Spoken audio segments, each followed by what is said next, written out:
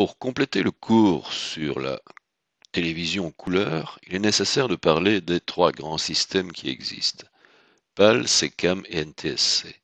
Donc ce sont les trois systèmes de télévision couleur analogique. Donc ce que nous avons vu jusque présent, on pourrait dire que c'est un point de vue théorique. J'ai vu en fait un système, on va dire, américain, mais avec des fréquences européennes. En fait, les grosses différences qui existent entre ces trois systèmes sont, entre le PAL, qui est le système européen, et le NTSC, qui est le système américain, une question de fréquence. Donc ne pas oublier, les États-Unis ont un secteur à 60 Hz, nous avons un secteur à 50 Hz. Donc toutes les fréquences TV dérivent de ces fréquences. Puis il y a eu un changement de type économique, on va dire, qui est le SECAM français. Nous allons étudier ces trois systèmes. Commençons par le PAL. Donc tout ce qui a été vu précédemment est valable pour le PAL et le NTSC, sauf les fréquences changent. En NTSC, système américain, vous êtes à 30 images par seconde, et les sous-porteuses couleurs, donc SC veut dire subcarrier, les sous-porteuses sont à 358 MHz en modulation d'amplitude. En PAL, vous êtes à 25 images secondes, et les sous-porteuses couleurs sont à 4,43 MHz. Donc il faut savoir que le système américain est apparu avant le système européen. Donc le NTSC existe avant le PAL. Le problème du NTSC, c'est qu'il est sensible aux variations accidentelles de phase en cours de transmission. Donc pour faire simple, si vous avez un émetteur qui émet à 100 km vers un récepteur, eh bien si entre les deux vous avez un problème électromagnétique genre orage, ligne à haute tension ou autre, il se peut en fait que les vecteurs colorimétriques changent de phase. Donc vous attendez à recevoir une couleur, en fait vous en recevez une autre. Et donc les appareils américains ont un bouton supplémentaire, donc les téléviseurs, qui s'appelle le HUE, et qui permet à l'utilisateur de faire tourner le vecteur couleur jusqu'au moment où il estime que sa couleur est correcte. C'est pour ça que le surnom du NTSC était Never Twice the Same Color, jamais deux fois la même couleur. Le système PAL, qui est donc arrivé bien après le système NTSC, a remédié à cette sensibilité. Donc PAL veut dire Phase Alternate Line. On alterne la phase à la fréquence ligne. Pour remédier à ça, R-Y, donc souvenez-vous en vision vectorscope, vous avez R-Y en vertical, B-Y en horizontal, la quadrature de phase entre les deux. Et donc, R-Y en PAL voit sa phase inversée de 180 degrés à la fréquence ligne. Donc sur une ligne, vous aurez R-Y avec la flèche vers le haut, ligne suivante, R-Y, flèche vers le bas. Ligne suivante, R-Y, flèche vers le haut. Le signal de chrominance reçu sur une ligne est mis en mémoire durant une ligne, de façon à pouvoir être combiné avec le signal de la ligne suivante. Si la transmission de ces deux composantes est affectée d'un déphasage, leur combinaison électronique permet d'éliminer le défaut. Donc en fait le PAL a une autocorrection sur les différences de phase qui pourraient intervenir lors de la transmission. Donc le schéma que vous avez du vectorscope, donc vous avez ici R-Y en vertical, B-Y en horizontal. Donc celui-ci est un vectorscope en phase, tel qu'on l'a vu jusqu'à présent. Le rouge est ici, le jaune est ici, le vert, turquoise, bleu, mauve. Ceci serait une ligne N. La ligne N plus 1, ici, R-Y est inversée. Donc ce qui veut dire que le turquoise qui se trouvait en dessous se retrouve au-dessus, le bleu qui était en dessous se retrouve au-dessus, le vert qui était en dessous se retrouve au-dessus, le jaune est en dessous et le rouge aussi.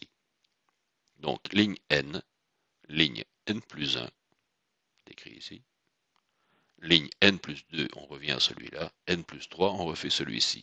Donc à chaque ligne, on envoie R moins Y inversé par rapport à la ligne précédente. Ce qui fait qu'un vectorscope PAL vous affiche en fait le double de points d'un vectorscope NTSC. Vous avez R moins Y en phase et R moins Y inversé. Et donc vous aurez en majuscule ce qui est en phase, le jaune ici, et vous avez à n plus 1 le jaune en minuscule. Le vert en majuscule, le vert en minuscule, bleu en majuscule, B en minuscule. Donc, pour mémoire, V et U, V c'est R moins Y, U c'est B moins Y. En pratique, comment cela fonctionne? Ceci est le signal envoyé. Donc vous avez R moins Y en vertical, B moins Y en horizontal, et vous envoyez ce vecteur, autrement dit avec un certain angle qui donne une certaine teinte, et une certaine longueur de vecteur qui vous donne une certaine saturation. Donc ceci est le signal que l'on veut envoyer. Vous avez une perturbation sur la ligne, vous ne recevez pas celui qui est en pointillé, qui est celui que vous avez envoyé, vous recevez celui qui est en noir ici. Autrement dit, vous avez un certain déphasage dû à la ligne de transmission. Donc finalement, ce que votre téléviseur reçoit, c'est uniquement celui-ci, donc le signal déphasé. Ça, c'est la ligne N. Ligne N plus 1. On considère que la colorimétrie d'une ligne à la ligne suivante change extrêmement peu, voire pas du tout. Ligne N plus 1, donc on envoie le même signal qui est ici, mais déphasé à 180. Donc on envoie ceci. La perturbation sur la ligne existe toujours. Et elle déphase dans le même sens. Donc, vous envoyez le pointillé, vous recevez celui qui est en noir ici. L'angle qui est ici est équivalent à l'angle qui est là. La perturbation a agi dans le même sens. Ce que vous avez reçu ici, avec un certain angle, on va dire ici alpha, eh bien, vous le miroitez vers le haut, à la réception. Vous obtenez donc ceci. Donc au final, ligne N, vous avez reçu ceci, ligne N plus 1, vous recevez ça. Pour annuler le défaut, il suffit de faire une addition vectorielle. Autrement dit, celui-ci, c'est celui-là, celui-ci, c'est celui-là. On prolonge ce vecteur parallèlement à celui-là, ça vous donne ceci. On prolonge ce vecteur parallèlement à celui-là, ça vous donne ça. L'intersection des deux vous donne la phase d'origine. Quant à la saturation, il suffit de diviser par 2. Donc, c'est un système de correction automatique.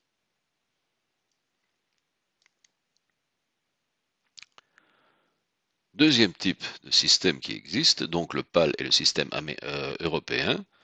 Le PAL est un système essentiellement allemand. C'est Bosch qui a sorti ça. Problème, c'est qu'au moment où sortent ces systèmes européens, la France, dirigée par De Gaulle à l'époque, ne veut pas avoir une pénétration d'un système étranger en France. Ils veulent une indépendance économique. Et donc, on développe en France le système SECAM. SECAM pour séquence de couleurs avec mémoire. Le même principe que le NTSC diffère par le fait qu'il utilise une ligne à retard de 64 microsecondes pour ne transmettre à chaque instant qu'un seul des deux signaux de chrominance, en alternant séquentiellement l'un et l'autre signal de ligne en ligne. Ce qui veut dire, le problème du déphasage vient que vous avez une quadrature de phase entre R moins Y et B moins Y. Donc plutôt que de corriger le problème comme le fait le PAL, le SECAM en fait annule le problème dans ce sens qu'il va envoyer sur une ligne R moins Y et sur la ligne suivante B moins Y. Ligne suivante R moins Y. Il n'envoie jamais les deux en même temps. Et donc, encore une fois, comme en PAL, il faut deux lignes pour recréer la couleur. Donc le SECAM supprime le problème. Différence aussi, c'est que R-Y et B-Y, une ligne sur deux, seront modulés en fréquence modulée et non plus en modulation d'amplitude, avec deux fréquences différentes. En PAL et en NTSC, oui, les deux signaux R-Y et B-Y sont modulés par des porteuses à la même fréquence. Ici, non. On va avoir une porteuse à 440 mégas et une porteuse à 425 mégas. Donc R-Y à sa porteuse, B-Y à sa porteuse, et les deux ne sont pas envoyés en même temps. Truc qui ne s'invente pas, c'est que le SECAM a été mis au point par l'ingénieur français Henri de France. Je veux dire, c'est français. L'image en couleur est d'aussi bonne qualité que le PAL. Donc il a été adopté pour éviter la pénétration des téléviseurs étrangers sur le marché français. D'où son appellation système élégant contre les Américains. Donc ce que vous avez sur deux lignes, ceci est une ligne, synchro-ligne suivante, ligne suivante. Vous allez avoir en fait luminance plus 4,25 mégas modulé par B-Y en modulation de fréquence. Ligne plus 1, vous aurez R-Y modulé en fréquence à 4,44 MHz. Donc il faut deux lignes pour avoir B-Y et R-Y. Une recombinaison dans le téléviseur vous donne la colorimétrie. Petit résumé. Donc, standard NTSC, standard américain, B-Y, R-Y, fréquence 357 pour les deux, déphasé à 90 degrés, donc quadrature de phase. Modulation d'amplitude à porteuse supprimée. On transmet simultanément R-Y et B-Y. Les deux sous-porteuses sont de même fréquence mais déphasées. Des déphasages durant la transmission faussent souvent les couleurs à l'arrivée, d'où l'appellation humoristique. Système PAL, donc système européen sauf la France. B-Y, R-Y, fréquence de sous-porteuse 4,43 mégas, déphasé de plus ou moins 90 degrés, étant donné qu'on alterne une ligne sur deux. Modulation d'amplitude sans porteuse, donc le PAL est une amélioration du NTSC. Sous-porteuse R-Y déphasée de plus ou moins 90 degrés, une ligne sur deux. On transmet simultanément R-Y, B-Y. Meilleur rendu des couleurs. Système SECAM, B-Y avec une porteuse à 4,25 mégas, R-Y une porteuse à 4,40 mégas, en fréquence modulée. SECAM veut dire séquentiel à mémoire. On ne transmet qu'une couleur par ligne. L'autre couleur est prise de la ligne précédente. Donc pas de mélange, pas de déphasage, pas de problème de transmission. Bon rendu des couleurs. Pour poursuivre, je vous propose quelques cas pratiques. Donc, j'ai intitulé ça Waveform et Vectorscope. Donc, les waveforms et les vectorscopes sont les deux appareils que l'on retrouve dans les régies de montage, dans les régies de Direct TV, et vous retrouvez ça aussi dans tous les programmes de montage. Donc, le waveform sert à mesurer la luminosité, la luminance, autrement dit Y. Le vectorscope ne sert qu'à mesurer les couleurs. On ne voit pas de luminance sur un vectorscope. Donc vous avez ici une image, donc c'est une vieille version de première, mais c'est pas grave. Vous avez ici le waveform et vous avez ici le vectorscope pour cette image. Donc sur un waveform, en horizontal, vous voyez exactement la même chose qu'en horizontal sur l'image. Par contre, en vertical, vous voyez la luminosité. L'espace vertical qui est ici ne se voit absolument pas. Et donc, si on veut décoder un peu ces petites choses, qu'est-ce que vous avez? Ben, vous remarquerez qu'au milieu ici, bien lumineux et encore plus ici, vous avez sa chemise blanche, juste là. Juste en dessous, vous avez les teintes de peau qui se trouvent ici. Des deux côtés, des zones plus sombres qui sont ces murs bleu foncé. Ici, La pointe qui est là, c'est le tube au néon qui est ici. La pointe qui est ici, c'est l'autre tube.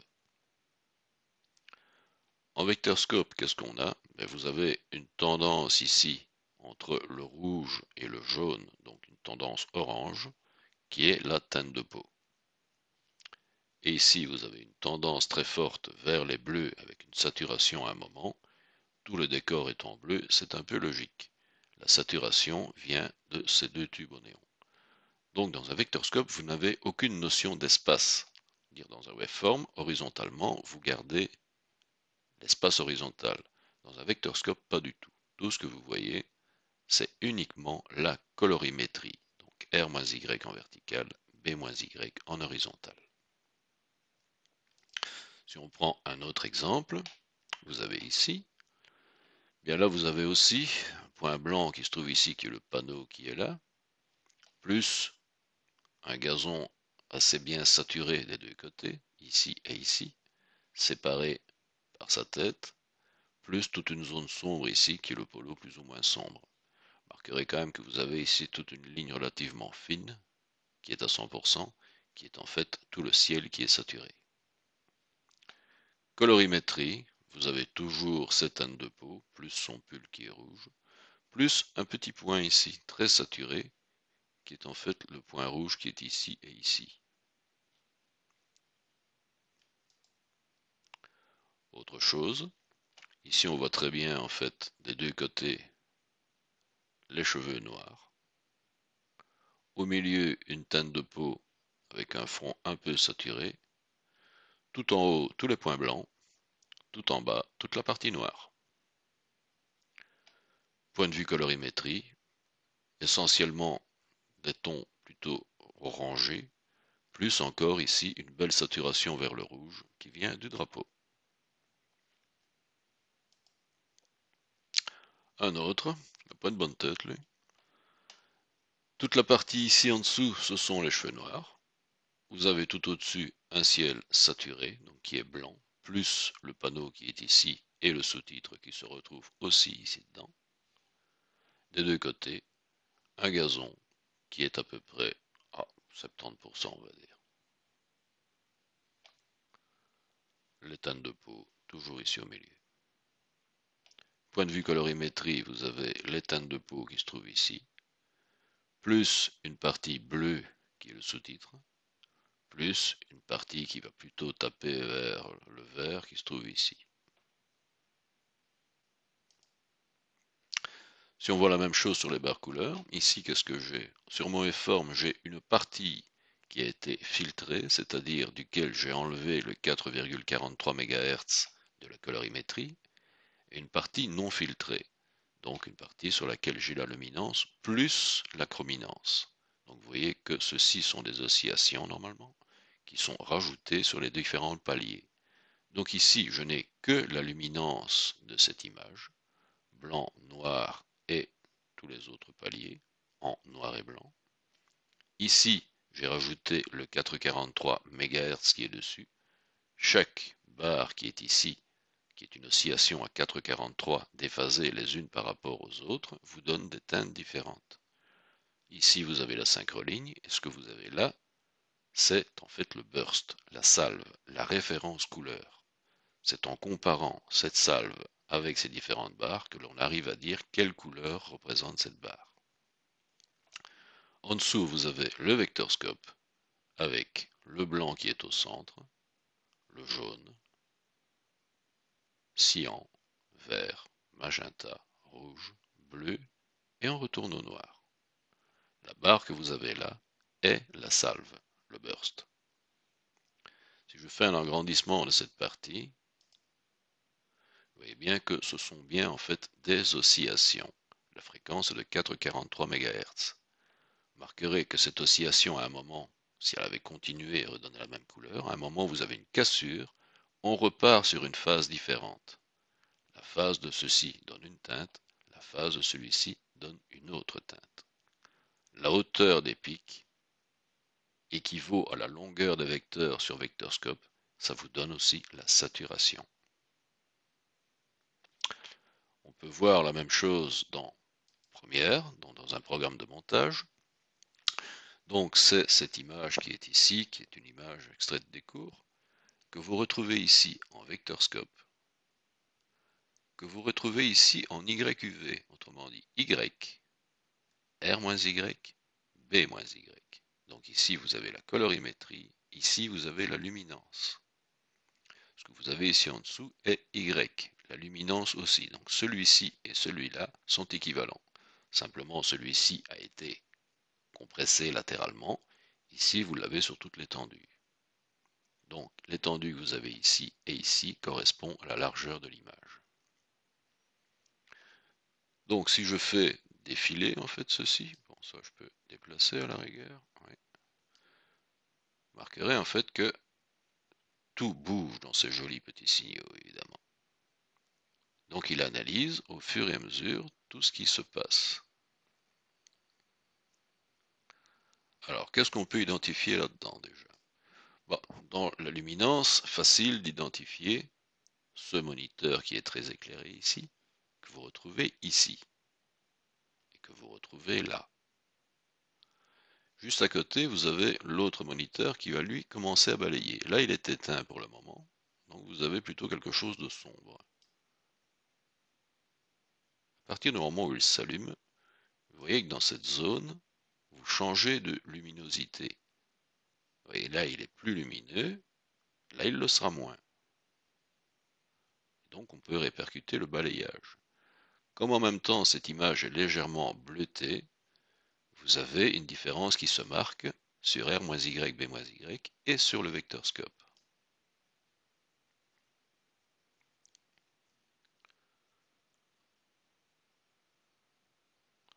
À un moment, il change de plan, on passe en gros plan. Ici, vous avez une image pratiquement désaturée, c'est pas loin du noir et blanc. Et donc, vous remarquerez que R-Y et B-Y deviennent pratiquement plats. Sauf une petite partie colorée ici et ici, qui est en fait ma vignette qui se trouve dans le coin inférieur droit. Toute la colorimétrie, en fait, ne vient que de là. On la voit très bien ici. Vous avez en fait quoi? Une tendance entre le rouge et le jaune, c'est-à-dire le polo et la teinte de peau, plus une légère tendance vers le bleu, qui est en fait le mur qui est bleu.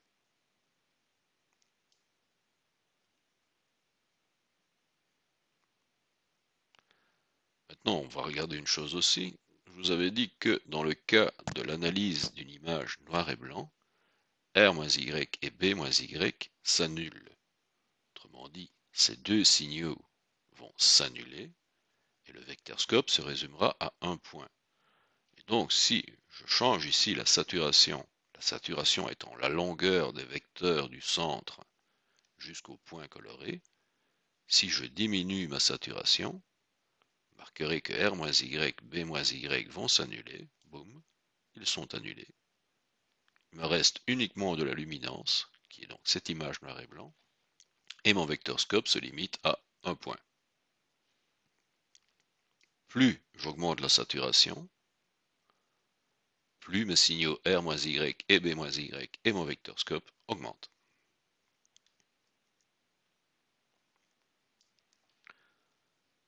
Ce qu'on peut faire aussi, c'est aller jusqu'à une barre couleur que j'ai insérée. Tiens, ici, c'est pas mal non plus.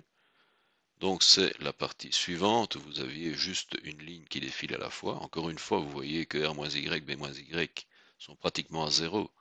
Le système étant légèrement bleuté, vous avez quand même un peu de colorimétrie. Reste toujours la colorimétrie de la vignette qui se trouve ici. Même chose sur vectorscope. Côté luminance, en fait, on filme un écran, ce qui fait que le blanc qui est là, de ces lettres 1600, n'est pas exactement le même partout. Ça se voit très bien ici. Vous voyez que les dernières lettres sont bien blanches. Par contre, avant, ça diminue un peu.